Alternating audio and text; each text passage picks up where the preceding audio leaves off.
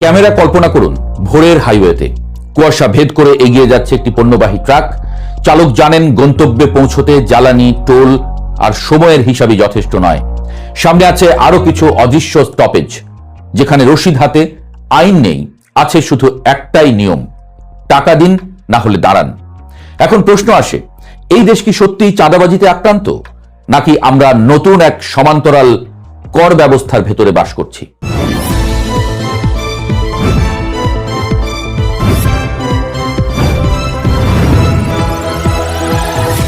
নয়া সরকারের সড়কমন্ত্রীর ভাষ্যে যাকে বলা হচ্ছে পারস্পরিক সমঝোতা, বাস্তবে তা এক প্রাতিষ্ঠানিক এক্সটর্শন মেকানিজম। পরিবহন খাতে ট্রাক বা বাস যদি নির্দিষ্ট সংগঠনের টোকেন না নেয়, কাছে স্টিকার না লাগায়, তাহলে তার যাত্রা অনিশ্চিত। পথিমধ্যে থামিয়ে দেওয়া, অযৌক্তিক জরিমানা, পণ্য নষ্ট, এমনকি শারীরিক হুমকি সবই সম্ভাব্য। এটি বিচ্ছিন্ন ঘটনা নয়, বরং এটি কাঠামোগত বিষয় হয়ে দাঁড়িয়েছে। জেলা শহর থেকে রাজধানীতে একটি ট্রাক পৌঁছতে 5 থেকে 7টি পয়েন্টে টাকা দিতে হয়। এই তথ্য এখন আর গুজব নয়, এটি খোলামেলা বাস্তবতা। নাম ভিন্ন, সমিতির ফি, টার্মিনাল চার্জ, লাইন খরচ, কিন্তু প্রকৃতি এক অবৈধ আদায়। এই অর্থের যোগান আসে কোথা থেকে? শেষ পর্যন্ত ভোক্তার পকেট থেকেই। সবজি, নিত্যপণ্য, নির্মাণ সামগ্রী সবকিছুর দামে 15 থেকে 30% পর্যন্ত অতিরিক্ত চাপ যুক্ত হয় এই অদৃশ্য করের কারণে। অর্থাৎ চাঁদাবাজি শুধু আইন শৃঙ্খলার সমস্যা নয়, এটি মূল্যস্ফীতির আন্তঃসলীলা শক্তি।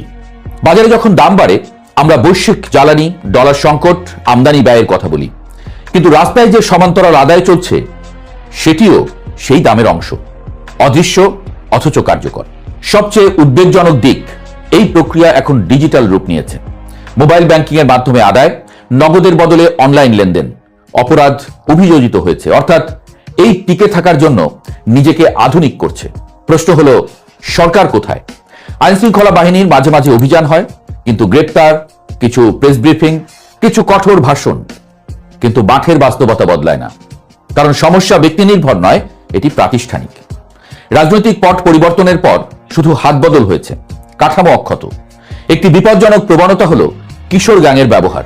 বড় গোষ্ঠীগুলো সরাসরি সামনে না এসে কিশোরদের ব্যবহার করছে ঢাল হিসেবে। এতে আইন প্রয়োগ জটিল হয়, আর একটি প্রজন্ম অপরাধের সঙ্গে প্রাতিষ্ঠানিকভাবে যুক্ত হয়ে পড়ে। এটি শুধু অর্থনৈতিক নয়, সামাজিক নিরাপত্তারও সংকেত। চাঁদাবাজিকে সমঝোতা বলাও বিপজ্জনক, কারণ এতে নৈতিক অবস্থান ভেঙে পড়ে।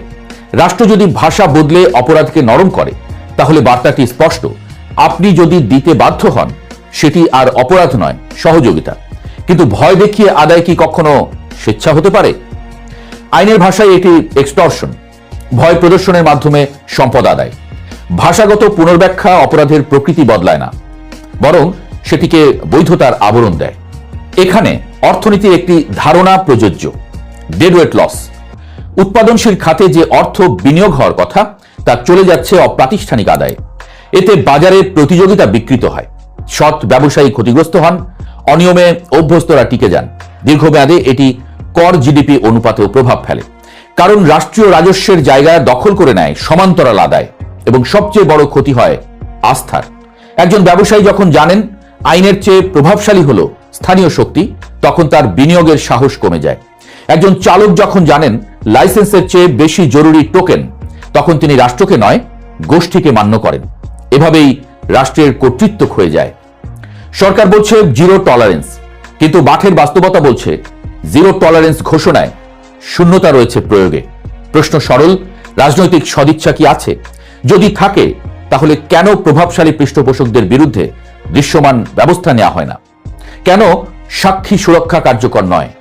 কেন ব্যবসায়ীরা মামলা করতে ভয় পান? উত্তর হলো, সমাধান কঠিন কিন্তু অসম্ভব নয়। প্রথমত, শীর্ষ থেকে তৃণমূল পর্যন্ত এক রৈখিক বার্তা যে যেই জড়িত থাকুক, ছাড় নয়। দ্বিতীয়ত, দ্রুত বিচার এবং সাক্ষী সুরক্ষা, নইলে মামলা টিকবে না। তৃতীয়ত, সব বৈধ ফি রাষ্ট্রীয় রসিদ এবং নির্ধারিত হারে আনতে হবে। সমিতি নির্ভর টোকেন সংস্কৃতির অবসান ঘটাতে হবে। চতুর্থত, ডিজিটাল নজরদারি, কিন্তু তা যেন কাগজে নয়, বাস্তবে। পঞ্চমত, কিশোর গ্যাং প্রতিরোধে সামাজিক হস্তক্ষেপ, শুধু গ্রেপ্তার নয়, পুনর্বাসন ও বিকল্প পথ। কারণ আজ চাঁদাবাজি কেবল একটি অপরাধ নয়, এটি রাষ্ট্রীয় কর্তৃত্বের পরীক্ষা কেন্দ্র। যদি সমান্তরাল কর ব্যবস্থা নীরবে চলতে থাকে তাহলে বাজার, আইন ও নৈতিকতা তিনটাই ক্ষতিগ্রস্ত হবে। আমরা কি এমন এক রাষ্ট্রে বাস করছি যেখানে ট্যাক্স দুইবার দিতে হয়, একবার সরকারকে আর একবার রাস্তার অদৃশ্য প্রভুদের? এই প্রশ্নের উত্তর নির্ধারণ করবে ভবিষ্যৎ। চাঁদা একসময় ছিল সহমর্মিতার প্রতীক, স্কুলের পিকনিক কিংবা সাহায্যের জন্য চাঁদা। সেই চাঁদা আজ ভয়ের প্রতিশব্দ। শব্দের এই অবক্ষয় কেবল ভাষাগত নয়, এটি প্রাতিষ্ঠানিক ব্যর্থতার প্রতিচ্ছবি। রাষ্ট্র যদি দৃশ্যমানভাবে নিয়ন্ত্রণ পুনরুদ্ধার করতে না পারে তাহলে সমঝোতা শব্দটি ইতিহাসে জায়গা পাবে এক ভয়াবহ সময়ের উপমা হিসেবে, যখন অপরাধকে ভাষায় ঢেকে বৈধতার আবরণ দেওয়া হয়েছিল। এখন সিদ্ধান্তের সময়। রাষ্ট্র কি তার কর্তৃত্ব পুনঃপ্রতিষ্ঠা করবে নাকি সমান্তরাল শক্তির কাছে নীরব স্থান ছেড়ে দেবে? কারণ চাঁদাবাজি যখন নিয়মে পরিণত হয় তখন সেটি আর বিচ্ছিন্ন সমস্যা নয়, সেটি রাষ্ট্রের ভেতরে আর এক রাষ্ট্র।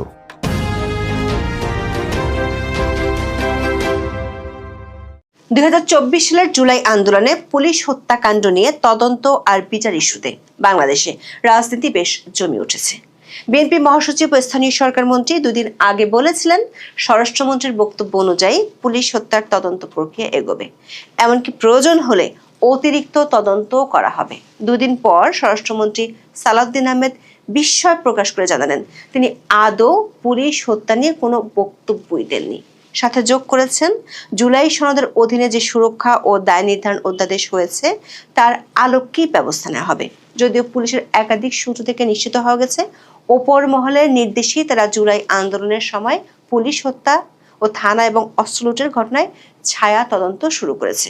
তাহলে প্রশ্ন হলো, মির্জা ফখরুলের তদন্তের আশ্বাস থেকে স্বরাষ্ট্রমন্ত্রীর পিছু টান কেন? অনেকের প্রশ্ন, পুলিশ হত্যার তদন্তের বিষয়টি গণমাধ্যমে চাওয়া হওয়ার পরপরই সরকার প্রতিপক্ষের মধ্যে যে আশঙ্কা আর উদ্বেগ দেখা গেছে তাতে স্বরাষ্ট্রমন্ত্রীর ব্যাখ্যা কি রাজপথের শক্তিকে শান্ত রাখার একটি কৌশল, নাকি সরকার ভিতরে আছে অন্য কোনো কৌশল? আইনজীবীদের মত হলো স্বরাষ্ট্রমন্ত্রী যে জুলাই সুরক্ষা অধ্যাদেশের কথা বলেছেন সেই অধ্যাদেশে আছে কিছু হাস্যকর ফাঁক ও প্যাচ। আবার অতীতের একাধিক রেকর্ড বলে অসাংবিধানিক ইনজেমনিটি বাংলাদেশের শেষ পর্যন্ত টিকে না। বিএনপি কেন আবার 2003 সালের মতো আরও একটি ইনজেমনিটির দায়ভার নেবে?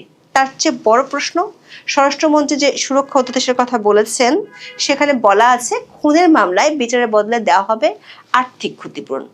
পৃথিবীর ইতিহাসে এমন অদ্ভুত অধ্যাদেশের মাধ্যমে কিভাবে স্বরাষ্ট্রমন্ত্রী, যিনি কথায় কথায় সংবিধানের পথে হাঁটতে চান, তিনি কিভাবে দায় মুক্তির ঘানি নিজের আর তার সরকারের কাঁধে চড়াবেন? বিস্তারিত জানতে চলুন যাওয়া যাক বিশ্লেষণে।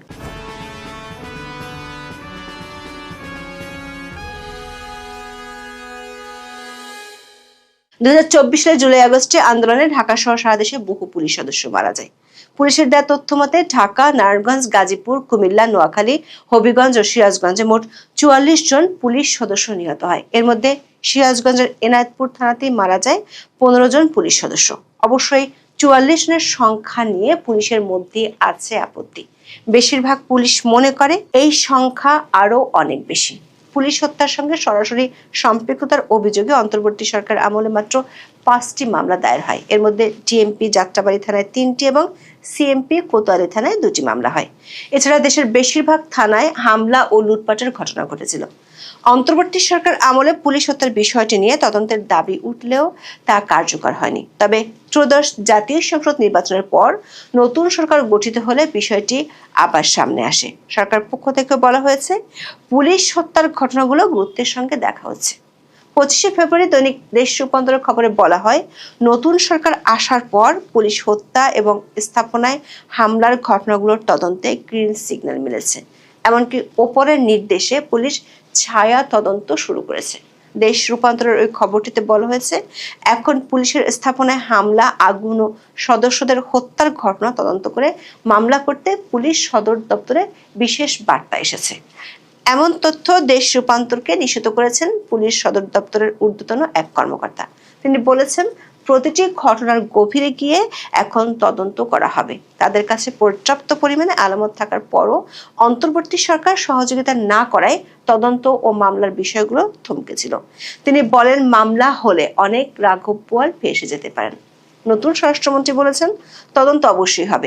এরপর বিষয়টি নিয়ে গণমাধ্যমে খবর প্রকাশিত হওয়া শুরু করলে নড়ে চড়ে বসে বিগত অন্তর্বর্তী সরকারের কিংস পার্টি নামে পরিচিত এনসিপি। 26শে ফেব্রুয়ারি পুলিশ হত্যার বিচার প্রসঙ্গে এনসিপির আহ্বায়ক ও বিরোধী দলীয় চিফ হুইপ নাহিদ ইসলাম বলেন, মীমাংসিত বিষয় নিয়ে বিতর্ক তৈরি করা হলে জনগণ রাস্তায় নামতে বাধ্য হবে। ওই দিন রাজধানীর কৃষিবিদ ইনস্টিটিউটে এনসিপির ছাত্র সংগঠন জাতীয় ছাত্র শক্তির প্রথম প্রতিষ্ঠাবার্ষিকীর অনুষ্ঠানে তিনি একথা বলেন। নাহিদ ইসলাম বলেন, একটা কথা শোনা যাচ্ছে, পুলিশ হত্যার তদন্ত নাকি আবার করা হবে। জুলাই আন্দোলনের সময় সেই যে যুদ্ধ পরিস্থিতি, যদি বিচার নিশ্চিত করতে হয়, অবশ্যই আগে যারা জুলাই আন্দোলনে আহত হয়েছে, শহীদ হয়েছে, তাদের বিচার আগে নিশ্চিত করতে হবে। এই মীমাংসিত বিষয় নিয়ে যদি আবার বিতর্ক তৈরি করা হয়, তাহলে জনগণ বাধ্য হবে রাজপথে নামতে। পরদিন 27শে ফেব্রুয়ারি বিএনপি মহাসচিব ও স্থানীয় সরকার মন্ত্রী মির্জা ফখরুল ইসলাম আলমগীর ঠাকুরগাঁও শহরের হাজীপাড়া হাফেজিয়া মাদ্রাসার নতুন ভবনের উদ্বোধন অনুষ্ঠানে যান। সেখানে পুলিশ হত্যা মীমাংসিত বিষয়ে এনসিপি নেতার মন্তব্য নিয়ে মির্জা ফখরুলের মতামত জানতে চান সাংবাদিকরা। তিনি বলেন, এটা এনসিপিকে জিজ্ঞাসা করেন। তিনি আরো বলেন, এ ব্যাপারে হোম মিনিস্টার সাহেব যেটা বলেছেন সেটাই হবে। যেহেতু তদন্ত হয়েছে, যদি প্রয়োজন হয় তখন তদন্ত হবে। এখন তো মূলত আদালতে আছে। মির্জা ফখরুল বলেছিলেন, স্বরাষ্ট্রমন্ত্রীর বক্তব্য অনুযায়ী তদন্ত প্রক্রিয়া এগোবে এবং প্রয়োজনে অতিরিক্ত তদন্ত করা হবে। এরপর থেকে গণমাধ্যমে সংবাদ প্রকাশ হতে থাকে এবং এ নিয়ে সামাজিক মাধ্যমে শোরগোল পড়ে যায়। 1 মার্চ স্বরাষ্ট্রমন্ত্রী সালাউদ্দিন আহমেদ বলেছেন, জুলাই আন্দোলনের সময় পুলিশ সদস্যদের নিহত হওয়ার ঘটনা তদন্তের বিষয়ে তিনি এখন পর্যন্ত কোনো বক্তব্যই দেননি। এক সাংবাদিক জানতে চান, স্বরাষ্ট্রমন্ত্রীর বরাত দিয়ে বিএনপির মহাসচিব ও স্থানীয় সরকার মন্ত্রী মির্জা ফখরুল ইসলাম আলমগীর বলেছেন, জুলাইয়ে নিহত পুলিশ সদস্যদের বিষয়ে স্বরাষ্ট্রমন্ত্রী যেটা বলেছেন সেই অনুযায়ী চলবে। এর প্রেক্ষিতে সালাউদ্দিন আহমেদ বলেন, স্বরাষ্ট্রমন্ত্রী কি কিছু বলেছে এ ব্যাপারে? উনি আমার বরাত কেন দিলেন আমি জানি না। এরপর স্বরাষ্ট্রমন্ত্রী একটি ব্যাখ্যাও দেন। তিনি বলেন, জুলাই আন্দোলনে যারা নেতৃত্ব দিয়েছেন তাদের সুরক্ষা দিতে অধ্যাদেশ জারি করা হয়েছে। জুলাই সনদেও এ বিষয়ে সম্মিলিত সিদ্ধান্ত রয়েছে। সরকার সেই নীতিতেই রয়েছে। দর্শক, জুলাই আন্দোলনে অংশগ্রহণকারীদের আইনি সুরক্ষা দিতে গত 26শে জানুয়ারি অধ্যাদেশ জারি করে অন্তর্বর্তী সরকার। আইনজীবীরা মনে করেন, এই অধ্যাদেশে আছে এক বিরাট ফাঁক ও প্যাচ। অধ্যাদেশটির 4 নম্বর ধারায় বলা হয়েছে, জুলাই আন্দোলনে অংশগ্রহণের কারণে গণ অভ্যুত্থানকারীদের বিরুদ্ধে দায়েরকৃত সকল দেওয়ানি বা ফৌজদারি মামলা অভিযোগ প্রত্যাহার করা হবে এবং নতুন করে কোনো দেওয়ানি বা ফৌজদারি মামলা করা যাবে না। কিন্তু অধ্যাদেশের 5 নম্বর ধারায় বলা আছে, ধারা 4-এর বিধান সত্ত্বেও কোনো গণ অভ্যুত্থানকারীর বিরুদ্ধে জুলাই গণ অভ্যুত্থানকালে হত্যাকাণ্ড সংগঠনের অভিযোগ থাকিলে তা কমিশনে দাখিল করা যাবে এবং কমিশন উক্ত অভিযোগ তদন্তের ব্যবস্থা গ্রহণ করবে। খেয়াল করে দেখুন, অধ্যাদেশে স্পষ্টভাবে উল্লেখ আছে, গণ অভ্যুত্থানকারীর বিরুদ্ধে হত্যার অভিযোগ থাকলে সেটি নিয়ে অভিযোগ দায়ের করা যাবে। কমিশন বলতে জাতীয় মানবাধিকার কমিশনের কথা বলা হয়েছে।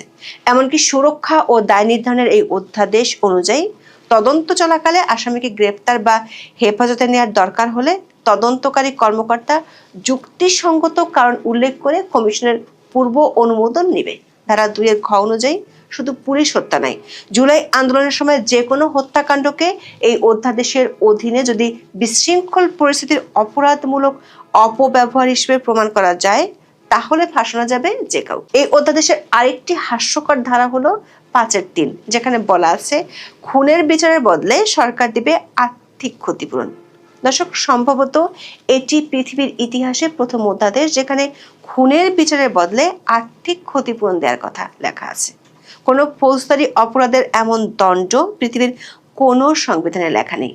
আর সেই হাস্যকর অধ্যাদেশের দায়ভার নিতে চান স্বরাষ্ট্রমন্ত্রী সালাউদ্দিন আহমেদ, যিনি কথায় কথায় সংবিধানের পথে হাঁটার আওয়াজ তোলেন।